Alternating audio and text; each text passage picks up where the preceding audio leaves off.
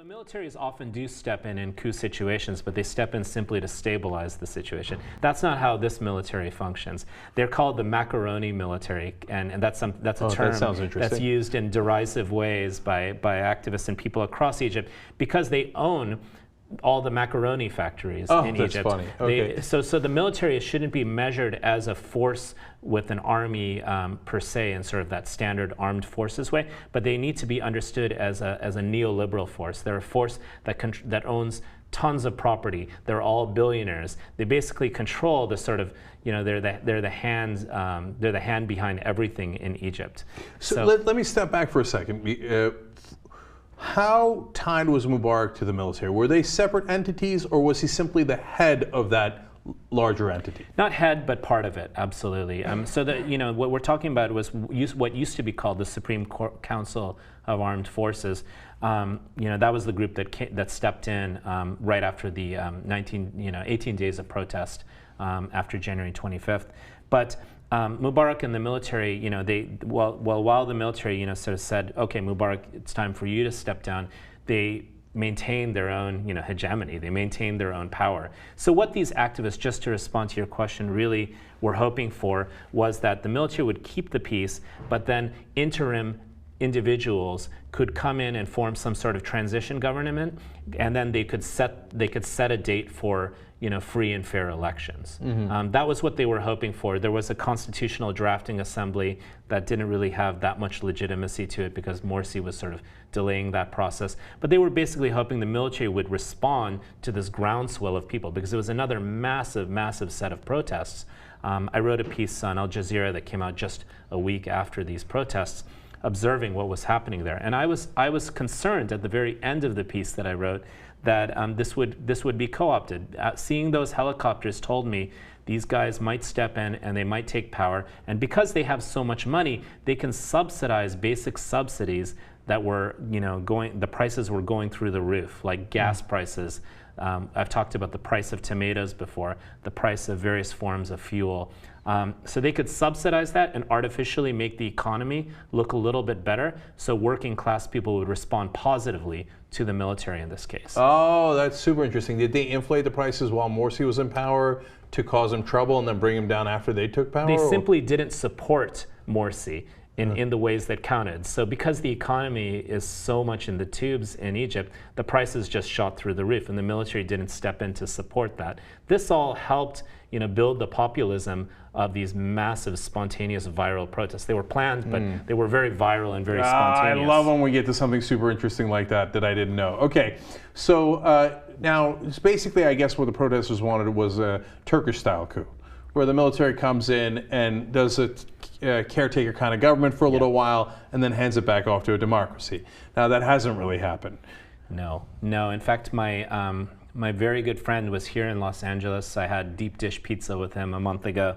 His name is Ahmed Meir. He's the founder of the April 6th movement, which is a major youth-driven movement that called for the initial protest back in 2011. This guy was protesting back to 2004.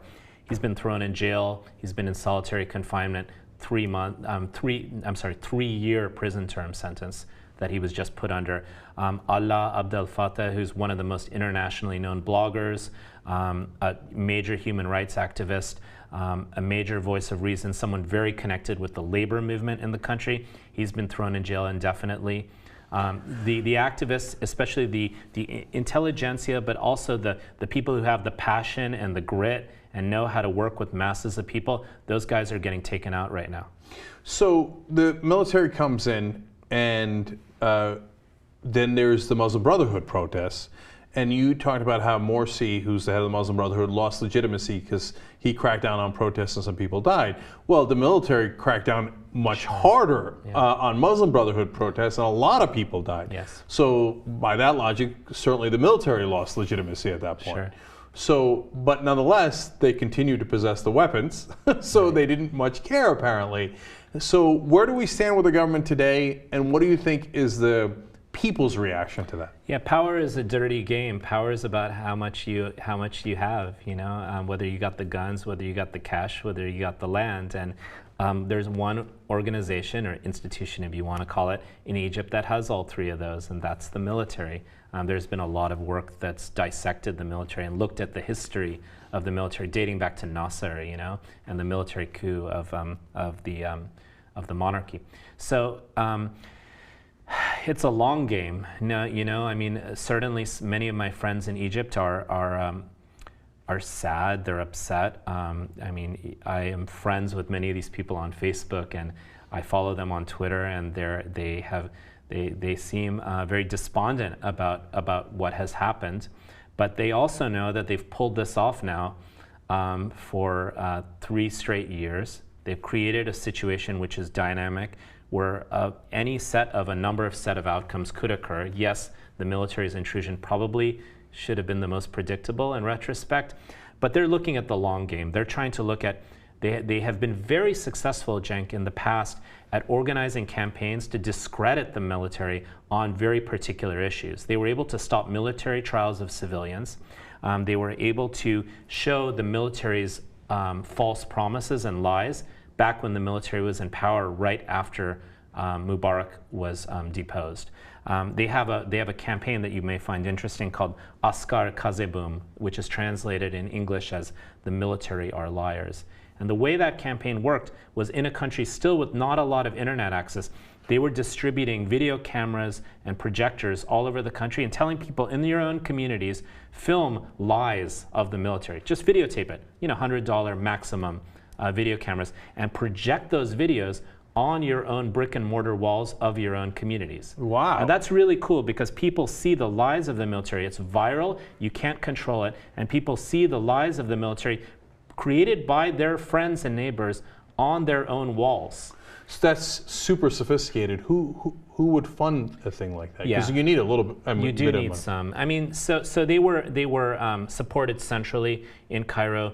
They definitely are very careful not to take any, you know, liberal American or Western money at all, because that's the easiest way to discredit yourself in the Arab world. My guess is they're not going to want to reveal their funders, because those funders will wind up in jail fairly quickly. Heavily. And you know, the other thing that's really important to remember is that everybody was against the Muslim Brotherhood. Everyone set that up. I'm not even sure if it was purposely, in such a way as to make the Muslim Brotherhood and Morsi fail.